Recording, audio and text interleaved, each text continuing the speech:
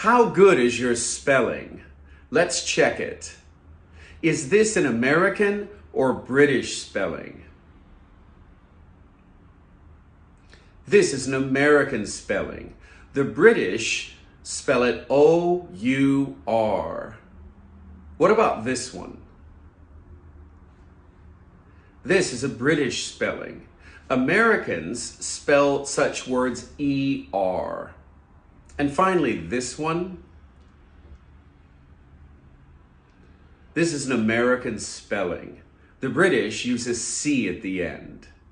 Now, why is all of this important? For two reasons. First, to let you know that such spelling differences exist. And second, to let you know that both forms are correct and possible to use, like these. Share this with someone who needs to know more about spelling.